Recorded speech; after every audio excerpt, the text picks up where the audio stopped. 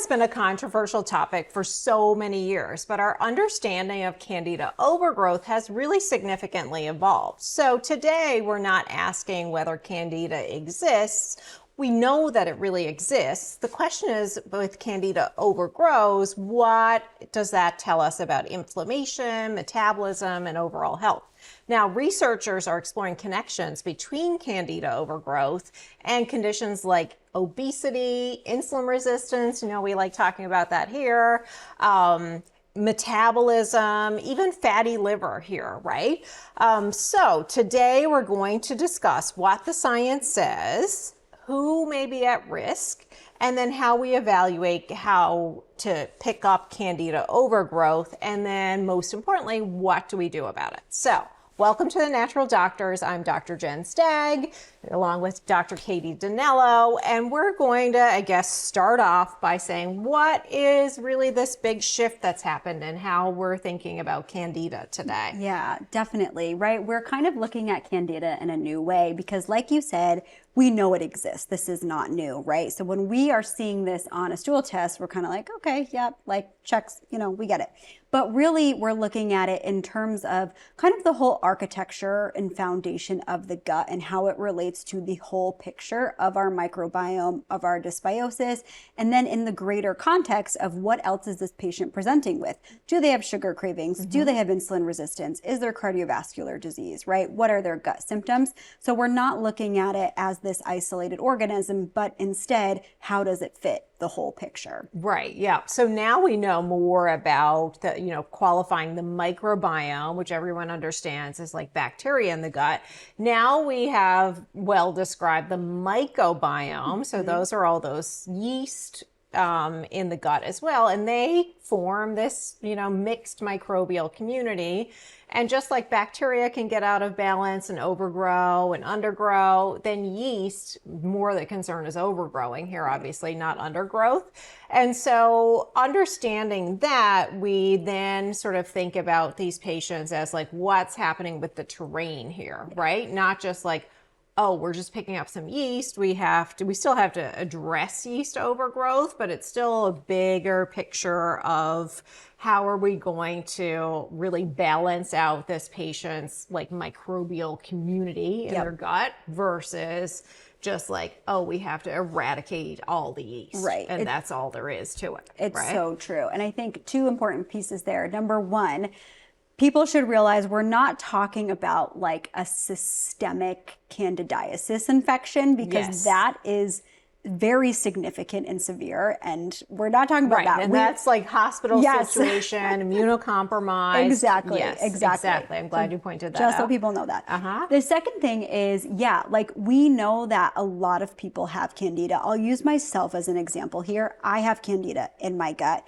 and I have tested myself enough times where when I am very symptomatic in my gut, bowel movements are off, lots of bloating, right? My Candida levels are a lot higher. So that's another piece of the puzzle is what are those levels, right? Are they a little bit lower? Are they higher? And then again, what are the other bacteria levels in your gut looking like? For me, I know a lot of times I also have low Akkermansia, low lactobacillus when I also have higher levels of Candida. So it gets interesting. Right, yeah. So it's not, as I said, it's not as easy as just let's wipe out all this like entire fungal community. Another thing we're not talking about here are really, rare and severe forms of types of yeast that are, infections that are very serious and need to be treated in a hospital as well. So here we're talking primarily about Candida species, so Candida albicans, Candida tropicalis. Those are the two that we're going to see on these microbiome reports that can live in the gut. The albicans is the one that, takes up a bit more, space there. And not only the gut, we know this can live in all the, all the mucosal areas, right? In the mouth, people have heard about things like thrush, vaginal Candida overgrowth, right? These are all things that maybe you've never heard anything about, like, what are you talking about Candida in your gut? Then this might be new to you. You might, obviously, if you're a woman, have heard about having a vaginal yeast infection, right? Yeah, exactly. And like you said, the oral thrush, that's another common one where it's actually interesting, sometimes I'll get a patient and I'll be asking about their gut health, and their gut health will be, not too bad. Okay. But then, even in subsequent visits, they'll be like, oh yeah, there was that one time I had oral thrush. And then, oh yeah, like back in my, 20s or 30s, I had recurrent vaginal yeast infections. And I'm like, oh, whoa, okay, hold on here. Then you're like ding, ding, ding. Yes. Okay. So that sort of leads us into, what are the types of patients that we think about here? And I think, where you were leading with that was along the lines of patients now that are coming in with like sugar cravings, metabolic conditions, insulin resistance. We love to talk about insulin resistance here. But like now, like that's a big part of the conversation, right? Yeah, exactly. And this is why our medicine is so nuanced and complex and layered. It's because a patient may come to us wanting to lose weight. That might be their chief complaint. And then we end up talking so much about the gut because they're like, yeah, I have these intense sugar cravings. My hemoglobin A1C has been increasing. My blood sugar has been increasing. And then, oh yeah, like I'm a little bloated sometimes. And I'm like, whoa, actually, those are really connected. So Candida, when we have any type of dysbiosis, whether it's bacterial or fungal, we tend to have more sugar cravings because, sugar is an important player for what the Candida craves, And so we sometimes, this is cliche, but it's like, okay, you are what your bacteria want, or you're craving what your bacteria are eating, right? Yes. Yep. And so with Candida, a lot of times we see that overgrowth if patients are like, yeah, I just cannot stop eating sugar. I'm really addicted to it. Or even like if patients are having a lot of tortilla chips, a lot of bread products, right? Even things like that. It might not just be candy or chocolate. Yeah, but, right. Yeah. And it does. You're right. Like that does control. We have that gut-brain connection, and there are metabolites that come out of yeast and bacteria, but especially with the yeast, there are all these Candida metabolites that communicate to your brain just like a neurotransmitter would and send you like seeking sugar and carbs to help keep that going, right? So it's not uncommon for us to see these associations with patients who struggle with obesity, insulin resistance, fatty liver, metabolic syndrome, high triglyceride levels, right? These are definitely associated with that Candida overgrowth. And there is like a pretty large body of evidence really looking at especially type 2 diabetes and obesity.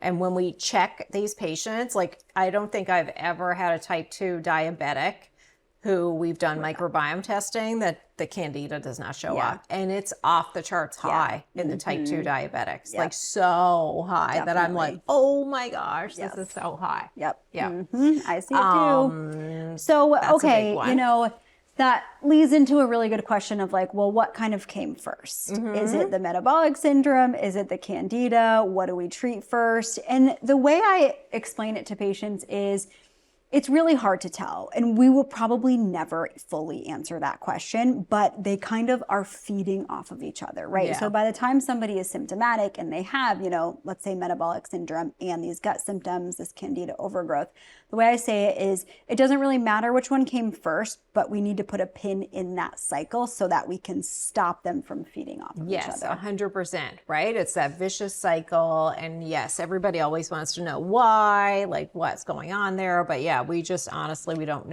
fully know that answer yet. So I'm glad you brought that up. Yep, it's tricky. All right, so let's talk about these patient populations, right? So we'll get back into metabolic disease, but who should be paying attention to Candida overgrowth? So we sort of started mentioning some of these sort of like skin mucosal conditions. So thrush. Vaginal yeast infections. But another big one that I see and often coming along with patients who are type 2 diabetic or pre-diabetic insulin resistant is rashes under their breasts, like under, like in the bra line that, they're using. And a lot of times they're using antifungal creams and it's just like not clearing. And then they're told like, oh, get some like powder in and like they're doing all sorts of things because they're saying like, oh, I'm sweating in there, and it's an environment for it. But it is, even though it's on the outside, and this is something that often, you know, when we're dealing with acne and skin conditions, when things are on the outside, there's stuff going on inside too, right? Especially when it comes to Candida. Yeah, it's so so true. that under Armpits, breast, armpit, armpits, anywhere there's friction with the skin, right? We can see that for sure, and it is pretty common. You definitely see it. Yeah, so that's a big one. Yep. And then, of course, you know, when you have gut symptoms too, right? So if you have a lot of bloating, if you have constipation, sometimes if you're going back and forth between loose stools and constipation, but I would say that bloating is definitely a key factor. Yeah. And we bring up this a lot on the show about bacterial overgrowth. So SIBO, small intestinal bacterial overgrowth, and then SIFO, small intestinal fungal overgrowth. Yep. And that basically presents with those similar symptoms of bloating, you know, digestive, you know, distress, I don't know, like discomfort. And, you know, a classic patient is someone who has been treated for SIBO and it's not clearing. Now, sometimes it doesn't clear. Right. But if they have never been evaluated for Candida overgrowth, then that could be what's actually continuing to cause the symptoms. Definitely. And there's some really good studies on this showing pretty high rates in these patients who have irritable bowel and SIBO that doesn't clear. Yep. The other thing is patients who have been treated for SIBO with antibiotics. Yes. Or just any other gut infection or any type of infection where they've been on antibiotics, right? Because those antibiotics are clearing a lot of the bacteria out, which just gives more space for that Candida to grow. And so then, you know, that patient may have had just a little bit of yeast or, you know, Candida in their gut. They took the antibiotic and then the Candida kind of overgrew. And so then you've used the antibiotics to now create another problem. Right. So, you know, that can be frustrating for patients. Yes, and that shows up with women a lot too. So, and that's something that's really well recognized in the medical community with women, and they go on an antibiotic and then they get a yeast infection. A lot of them have like a script for diflucan on hand for whenever they go on an antibiotic. But the connection with, oh, you could get fungal overgrowth in the gut going on an antibiotic is not there, right? Like that's not something anyone really considers as problematic. Yeah, unfortunately. Yeah, so that's a big one. And then I guess, and also like hormones is a sensitive time, right? Women who like childbearing age, this can be an issue. Yes. And I think too, that comes into play, you know, if we're having hormonal dysregulation, we're having really heavy periods, right? We have to remember that just like we have a gut microbiome, we have a vaginal microbiome, and that can be thrown off just as easily as our gut can too. So, you know, we see this a couple of different ways, right? So if you're having hormonal dysregulation, which is causing estrogen dominance, heavy periods, things like that, that could potentially lead to that yeast infection, that Candida overgrowth. But similarly, if you are using, you know, there are so many over-the-counter products for like fragrance, right? Soaps, moisturizers, lubrications, right? And so that also can really disrupt the pH of your vaginal microbiome. And then that can also cause a yeast infection. So I'm always telling my female patients, don't use it. If you need lubrication or if you have vaginal dryness, come to me first. Let me tell you what to use. And don't use soap. There's just, we don't need it. If you know, you have an odor coming from that area, right? Then we've got to work on the microbiome. What's causing it. Exactly. So important. Yeah. All right. So maybe we get into that next population, probably the biggest population, and we're a ton of the sciences right now around patients that are insulin resistant, obesity, liver disease, fatty liver disease. These patients are really at risk of, you know, fungal overgrowth in all the ways we just listed, but especially in the gut. Yes, right? Definitely. Yeah. So go ahead. Yeah. So we're seeing, right, that metabolic dysfunction where we, you know, over time start to have a more sedentary life, maybe a calorie excess, we're intaking more sugar. And this is not to shame anybody, right? Like this happens, right? Yep. Life gets busy and crazy. And so what happens is we start to develop that insulin resistance, which we've talked about a lot, but you know, our pancreas is starting to release more and more insulin because those cells are not quite sensitive to it, right? Insulin levels go up, glucose levels go up, and that connection between elevated glucose levels and Candida is pretty strong because we also know that Candida likes sugar. Right. And so we see that connection of people who have diets that are higher and more refined carbohydrates.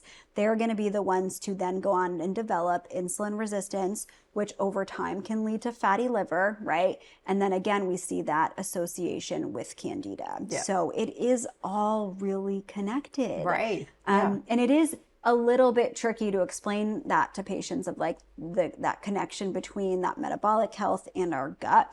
But fixing one or the other can really significantly positively impact how you're feeling in that other area. Right, especially, for patients. I've seen patients, again, with type 2 diabetes, pre-diabetic, that are showing up to have high levels of Candida, and we're doing the lifestyle work. And then we start up with, okay, we need to get these Candida counts down, really sort of get the bowel bacteria normalized again. And they will find that will help with keeping them on track, right? Yes. Their sugar cravings actually do come down. Exactly. So you're right. Like, it's like you've got to be working on both sides, right? Yep, Yeah. So definitely. important. Yep. The third or did you have anything else you wanted to say No, about I was going to that say, population? let's start talking about that inflammatory bowel Yes. disease, that chronic gut inflammation, right? Yeah. So inflammatory bowel disease, for people who don't know, are things like Crohn's disease, ulcerative colitis, so really serious conditions that we want to take seriously. But we do know that there is a connection between Candida overgrowth with diagnoses of IBD. Yeah. Yeah. Yeah. So you'll see high levels. Again, like I test these patients and I don't think of the patients I've tested. I mean, this is my own sample, but everyone I test will have elevated levels of Candida. Right. And again, some of these patients are the highest levels, right? It's like so high. And we want to be clear, we're not saying that Candida overgrowth causes IBD. That's a very complex picture as to what causes. It's very multifactorial, but it is one piece of the puzzle. Right. And so especially when these patients are really symptomatic, that is one of the first things I'm thinking about is like, what does our microbiome look like? Is there Candida overgrowth? Is there bacterial overgrowth? Yeah. And then the other thing I would add on is when we address the microbiome and address those Candida levels and retest, and the levels are improved, it typically almost all the time correlates with an improvement in their IBD symptoms, right? Yep. So that's a nice thing for them, obviously, that they're getting better control. And even when we're looking at inflammatory markers like calprotectin, for these IBD patients, that those counts can come down, and I'll see that lining up with the Candida. So that's great. That's awesome. Yeah. So something, little tip for anyone out there who has inflammatory bowel disease, to maybe look at Candida. Yep. All right, so we should get test? into what are we even doing? How are we helping these patients? Yeah. Oh, well, sorry, like how do we test first, and then because we have to pack all this in. Okay, so how do we evaluate for Candida? Yeah, so we do it through stool testing. I'll be honest, maybe we differ a little bit here. We'll see. A lot of functional medicine and naturopathic doctors will do a blood test to look for an antibody to Candida. Yeah. There is one test that we use that has it on there, but that is not my gold standard for testing for Candida, right? Because a blood antibody to Candida just tells us that we've had Candida at some point. And you're seeing it. Right. So it doesn't mean that it's like active or anything. So I like to actually do a stool test where we can test for it. Yes. We use a great company, a great stool test that's very, very accurate. And I have seen some really, really high levels in people, and it's pretty wild sometimes. Yeah, it I'm is. And it's a simple test. The test that we use is from Biome, BIOHM. It's founded by Dr. Ganoum, and he's the world's leading expert on Candida. Yeah. So pretty reliable testing, I imagine. Yeah, it's a good test, and people can order this, right? Yes, like you exactly. don't need a doctor. Yeah, so you actually can get that direct to consumer, and it's a really simple swab. Yep. Yeah. Okay. Yeah. So let's get into, we've sort of been mentioning the approach has changed. We're really looking at, a switch from just eradicate, find the candida, kill it, get rid of everything, to, okay, looking at, we have an overgrowth situation. Why did that happen? But, we certainly want to sort of like start with getting the overgrowth, the counts down, but we're looking at really improving the whole, what we call terrain, right? Exactly. Yeah. So we're not using these harsh, prescription antifungals, right? We are using herbal antimicrobials that have, some really nice antifungals in there, maybe some antibacterials in there to really work on that whole community. And we are taking into consideration, like, if we're doing a stool test, what else is low versus high on that stool test so we can really pick the right combination of herbs. You and I both really love oregano oil, actually, so for good candida. here. I love it. I really love this herb. It's powerful. It tastes pretty tough when you're taking it in capsule form. But I tell my patients, like, hey, it's medicine, Right. It's all good. Like, Just there's way pretend you're eating worse pizza. medicine than that one. Yeah. Garlic Exactly. can be helpful. Garlic can be helpful too. There's some really nice blends that have a lot of herbs that people haven't heard of before that are so potent. So, I mean, if you're dealing with this, working with a naturopathic doctor or functional doctor that really does a lot of this work can really turn things around. And then the other thing we add on when we're sort of like working on these overgrowth situations in the beginning is what's called biofilm disruptors, right? So candida will grow with bacteria in what's called a mixed biofilm. So it's basically a matrix, and we need to break that down in order for the antifungals or antimicrobials to work. And some of the best ones that we both love, Saccharomyces boulardii, right? Yep. Which is actually a yeast. Seems weird, but it is a great biofilm buster. And then enzymes as well here. Definitely. Yeah. I use both of those products. And I will say, if somebody has pretty high levels of candida, I'm pretty immediately putting them on a biofilm disruptor, and I'm kind of just assuming it's going to be a little bit harder to treat because that candida has probably been building up for some time and has had time to establish those biofilms. So pretty much right off the bat, I'm like, okay, let's put you on some biofilm disruptors too. And then we need to remember too, there are follow-up steps after that, right? So replenishing with good pre and probiotics. We don't just put people on these, herbal products to kill off the candida. Forever. No. And you definitely don't want to do it And this is forever. where people in the past would get into, I think, not being able to get out of the candida cycle, because I would have patients in the past that would be on herbal antifungals for years, time. and every time they tried to go off of it because that was the only thing that they were doing, their candida would come back, right? Exactly. So this is where we want to be working, just like you said, on supporting a really healthy, like, entire gut microbial community. Prebiotics. So food matters. And here, then food. right? So let's talk about it. Now, I have done a lot of different things for food for patients when it comes to treating candida. There is something called that Anti-Candida Diet. It's very challenging for people to follow. It's brutal. I have had a handful of patients who, with tough cases, have been like, sign me up. I will do whatever. I am so bloated. And they do a really great job, but it's you have to be really motivated. You do, yeah. And it's very low glycemic foods, right? So if any, like, no vinegar.